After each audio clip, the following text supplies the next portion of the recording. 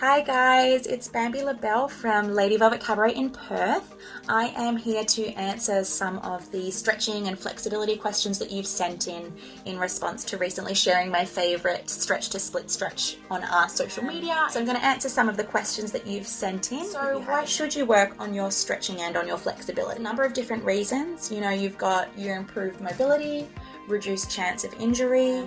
Your movement itself is going to have a greater range and a greater efficacy, which is going to feel really good. And stretching feels good for your body. It feels nice to be able to move and to stretch and to mobilize your body. Regular stretching is an integral part of overall fitness. Should stretching hurt? We get this one a lot, and the hard answer really is a no. We shouldn't be feeling pain when we're stretching. We might get a feeling of tightness or of tension or perhaps mild discomfort, but we shouldn't be stretching to the point of severe pain.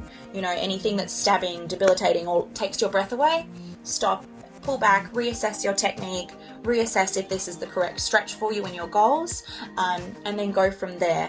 But we shouldn't be feeling any huge amounts of pain when we're stretching, no. How long should you hold each stretch for?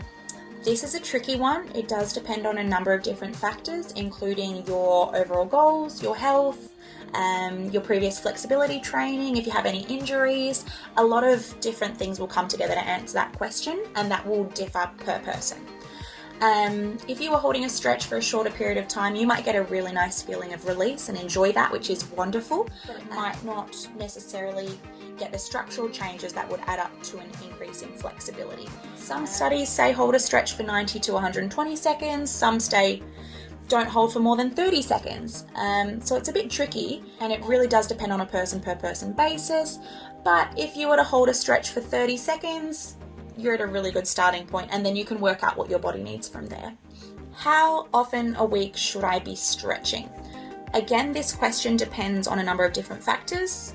Your goals, your body, your injuries, previous flexibility training, things like that. If you were to be target stretching, so using your deeper flexibility training, working towards some really deeper flexible goals, look, if you were to do that twice a week, that's a really suitable and appropriate target to meet.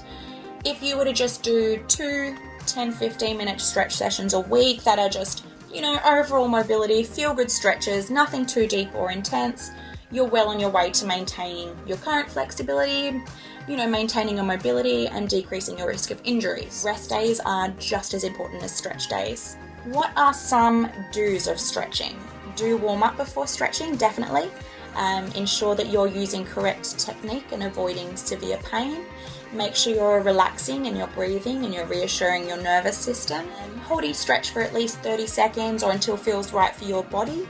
And modify it as you need to using props like pillows, blankets, yoga blocks, and to be kind to yourself and your stretching journey. Little bits count. What are some don'ts for stretching? Straight away, don't you dare stretch on cold muscles. Make sure you warm up, because otherwise you are just asking for injury. Holding a stretch for only a few seconds won't really be as ineffective as if you were to hold it for longer. Don't focus on just one set of muscles. It's a really good idea to follow an all-over program to make sure that you're not going to become one-sided, so you're not going to become flexy on your left and stiff as a door on your right, and also to make sure you're avoiding any sort of imbalances, which can include postural imbalances. What is PNF stretching? Now, PNF is a really nice short word, and it stands for something that's a little bit longer. So PNF stands for proprioceptive neuromuscular facilitation. It's a stretching technique that uses both passive and active stretching, so using both contraction and relaxation. It's a really good one to do with a partner or to use with bands, something to assist your stretching.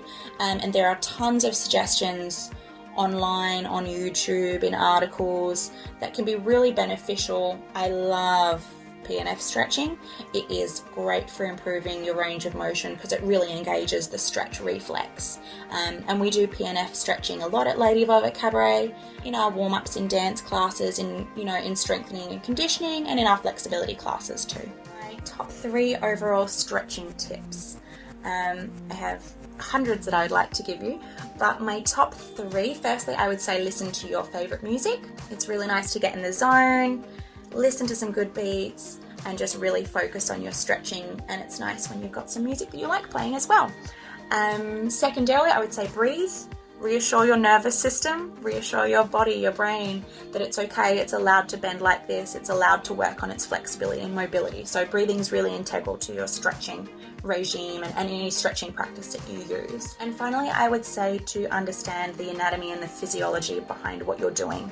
Not necessary for everyone, but I really found it helped me achieve my goals more accurately, more nicely for my body, and if I understood the muscle groups behind it. All right, what joint is this interacting on? What's this tendon? You know, if you understood the science behind it a little bit more, I think it can really help some people understand what they're doing fully. If you have any further questions or would like to book in for any of our classes or any private lessons for flexibility or training, please feel free to contact us.